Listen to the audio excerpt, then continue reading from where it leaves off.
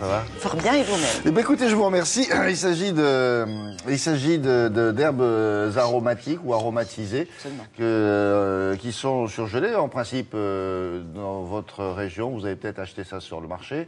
Elles sont fraîches. Oui. C'est peut-être mieux, non? Oui. C'est différent, il y a des avantages et des inconvénients dans tout. Ce qui est certain, c'est que le marché progresse. C'est pas nouveau, ça n'a absolument rien de récent, les herbes aromatiques. Il y a 300 variétés qui sont utilisées depuis des centaines d'années. Pourquoi on en prend plus maintenant? Parce que les nutritionnistes nous le disent et qu'on est de bons élèves bien disciplinés. Non, en clair, ça permet effectivement de donner un peu de goût à une cuisine qui se veut aujourd'hui moins grasse. Alors, qu'est-ce qu'on a à notre disposition, nous consommateurs? Le frais, évidemment. C'est la première chose à laquelle on pense. C'est très bon, c'est un peu cher. Et ça dure pas très longtemps, c'est-à-dire que dès le lendemain, la plante a tendance à faire un peu triste mine. Deuxième marché, le sec. Là, on est dans le lourd, c'est 70% du marché, le sec. Donc oui, c'est bon, ça se conserve longtemps, ça s'oxyde un peu, et puis ça perd un petit peu de goût avec le temps. Troisième solution, 15% du marché, raisonne par tranche, le surgelé. Vous savez que moi, j'aime beaucoup tout ce qui est surgelé. Je sais, mademoiselle Marty, c'est tout ça est très, très précis. 15%, 8,2%. Oui, exactement. Et le surgelé, moi, je trouve que ça présente des avantages parce que non seulement ça se conserve, non seulement on peut en consommer toute l'année.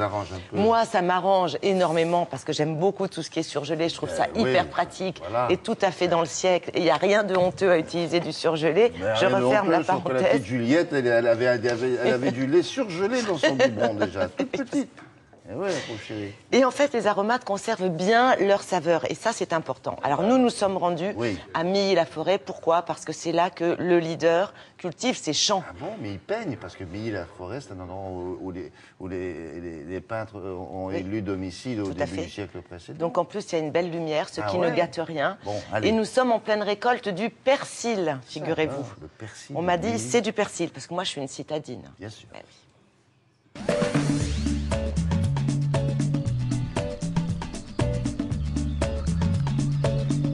La consommation d'herbes aromatiques progresse d'environ 3% par an, cela depuis une dizaine d'années, parce que les gens, de plus en plus, ont besoin d'un rayon de soleil dans leur assiette. L'intérêt du surgelé, c'est tout d'abord de récolter la plante, comme ici, à l'état mature. Ensuite, entre le temps de récolte et le temps de transformation, il n'y a qu'environ 5 à 6 heures, maximum 6 heures. Donc, vous avez un produit nettement supérieur à un produit frais qui, lui, va perdre en 24 heures la moitié de ses propriétés, alors qu'un surgelé va les perdre en 4 ans. Nous commercialisons nos plantes dans tous les pays du monde, et principalement en Europe, et on se cale sur le pays le plus strict au niveau normes pesticides. Actuellement, c'est la Suisse, et nous nous calons sur ces normes-là.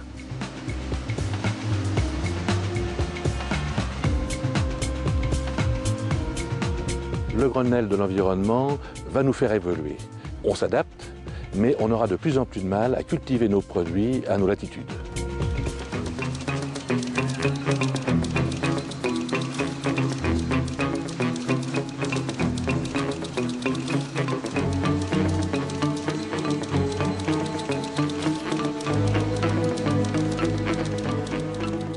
On peut cultiver sans pesticides. Nous avons 50 hectares de culture biologique où nous avons des résultats satisfaisants, mais on a du mal à fournir d'une façon continue, car vous avez de mauvaises années, comme l'année dernière, où on n'a récolté que 30% des prévisions.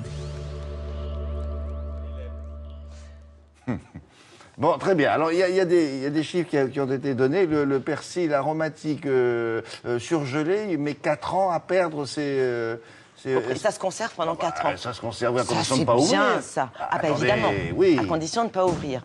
Alors, ce qu'il y a, c'est que ça dégèle... Monsieur Guy de Paris, lui, il a ouvert son persil... Monsieur Guy de Paris dit il est noir. Non, il n'a pas dit qu'il était noir, il a dit qu'il il a dit il noircit. Eh bien non, il noircit pas. C'est parce que Monsieur Guy n'utilise peut-être pas bien comme il se doit le persil. Donc la boîte... Est-ce que vous refermez bien votre boîte, monsieur? Oui, je referme la boîte, oui. Mais très vite, parce que ça dégèle instantanément. Donc vous ouvrez, vous ne saupoudrez pas vite le congélateur. Ouais, c'est tout. Il faut être un petit peu prestidigitateur. Il faut une certaine dextérité. Vous avez vu ce champ de persil comme ça? Je voudrais m'adresser une là mer aux de téléspectateurs C'était impressionnant. Pour le vrai taboulé, c'est que du persil. Là. Il faut les emmener là-bas. Il faut les emmener là-bas, absolument. Mais je pense qu'il y va là-bas. Très bien, merci beaucoup. Ah tiens, ça va vous plaire, ça. Si vous voulez faire votre potager, vous ne savez pas comment faire, Laura du Web a déniché un site où on vous permet de faire ça tout seul. Expliquez-moi, s'il vous plaît. Oui, c'est un site qui vous permet de faire votre potager simplement, même si vous êtes nul. Enfin, c'est ce que dit le site. Il dit même si vous ne savez pas du tout jardiner, vous pouvez planter tout ce que vous voulez dans votre potager, et notamment des herbes aromatiques. Ah. Et alors, vous savez comment ce site s'appelle aujardin.info. Vous avez aussi aupotager.com. Et moi, je suis allée sur un site qui s'appelle savoirtoutfaire.com. Et alors?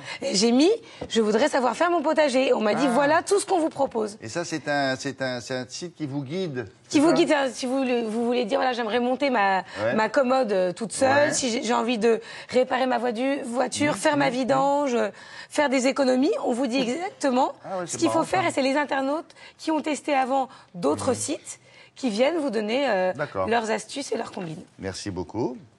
Mesdames, au revoir tout à l'heure. La météo pour l'instant.